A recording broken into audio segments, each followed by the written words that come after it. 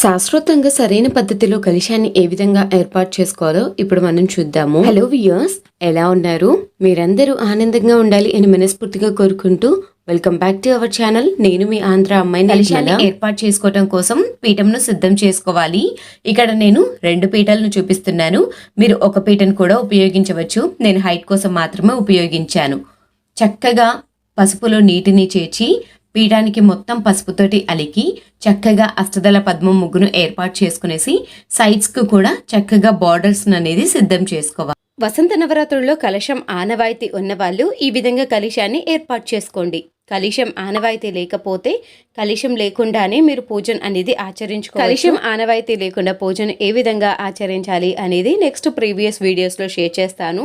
వీడియోని ఎక్కడ స్కిప్ చేయకుండా ఎండ్ వరకు చూడగా పీఠాన్ని ముగ్గుతో అందంగా అలంకరించుకొనేసి పసుపు కుంకుమలను ఏర్పాటు చేసుకోవాలి. పీఠం మీద రాగి, ఇత్తడి, వెండి, బంగారు ఈ వర్ణాలలో ఉన్న ప్లేటును ఏర్పాటు చేసుకోవాలి.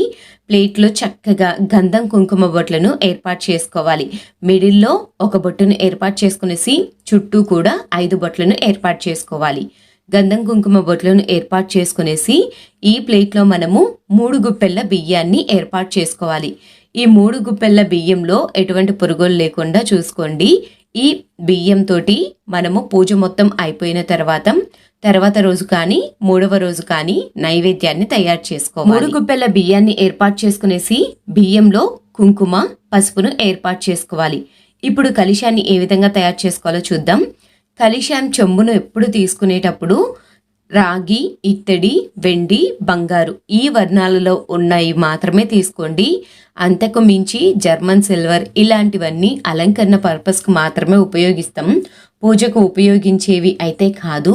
దయచేసి ప్రత్యేకమైన పూజలు, నోములు, వ్రతాలు చేసేటప్పుడు అయినా పర్యావరణాన్ని కాపాడటం కోసం చక్కగా రాగి, ఇత్తడి, వెండి వర్ణాలలో ఉన్న రాగి చెంబును మాత్రమే తీసుకునేసి చక్కగా కలశాన్ని అనేది ఏర్పాటు చేసుకోండి. కలశం చెంబుకు చక్కగా పసుపును పూసి గంధంని ఏర్పాటు చేసుకునేసి కుంకుమ బొట్లను ఏర్పాటు చేసుకోవాలి. అలానే కలశానికి తోరాన్ని సిద్ధం చేసుకోవాలి. తోరానికి 5 పోగులను పోసి చక్కగా పసుపుతోటి ఎక్కడ తెలుపు లేకుండా చక్కగా ఏర్పాటు చేసుకునేసి తమలపాకును కానీ మామిడి ఆకును కానీ కట్టుకునేసి రాగి చెంబుకు సిద్ధం చేసుకోవాలి. ఇలా ముందుగా కలశాన్ని అయితే సిద్ధం చేసుకోవాలి. ఇప్పుడు కలశంలో ఏమేమి వస్తువులు వేయాలి ఏంటి అనేది చూద్దాము.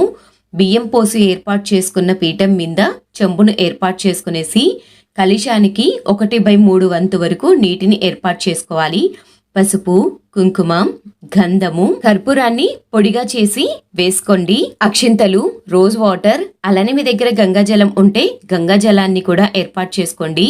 ఒక ఇలాచీని కూడా ఏర్పాటు చేసుకోవాలి.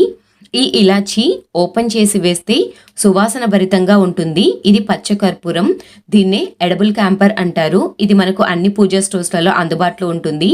ఏ పూజ చేసినా, ఏ వ్రతం చేసినా ఈ పచ్చ కర్పూరాన్ని ఉపయోగించినట్లయితే పూజ గది మొత్తం సువాసన భరితంగా ఉంటుంది.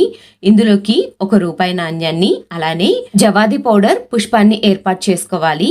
తమలపాకులను కానీ, మామిడి ఆకులు, రావి ఆకులు, జిల్లెడు ఆకులను కలశం మీద ఏర్పాటు చేసుకోవాలి. కలశం మీద ఏర్పాటు చేసుకునే ఆకులను కూడా చక్కగా గంధం కుంకుమ బొట్లతోటి అందంగా అలంకరించుకునేసి ఏర్పాటు చేసుకోవాలి. ఈ విధంగా ముందుగా మనం సిద్ధం చేసి పెట్టుకున్న కొబ్బరికాయ ఉంది కదా, కొబ్బరికాయను మనం ఏర్పాటు చేసుకున్న కలశం మీద సిద్ధం చేసుకోవాలి. కలశానికి ఏర్పాటు చేసుకోవడానికి ఒక బ్లౌజ్ పీస్ తీసుకోండి. ఈ బ్లౌజ్ పీస్ కూడా రెడ్ కలరే తీసుకోవాలి. రెడ్ కలర్ బ్లౌజ్ పీస్ ను ఇలా డబల్ ఫోల్డింగ్ చేసేసి దాన్ని మిడిల్ కు అటు ఇటుగా ఫోల్డ్ చేసేసుకునేసి ఇక్కడ నేను చూపిస్తున్న విధంగా బ్లౌజ్ పీస్ అనేది ఫోల్డ్ చేసుకోవాలి.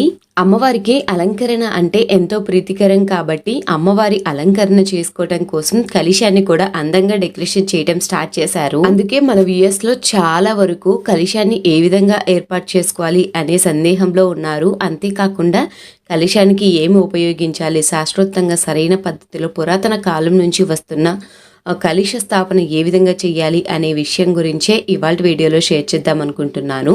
అందుకోసమే ఇవాళ వీడియో షేర్ చేస్తున్నాం.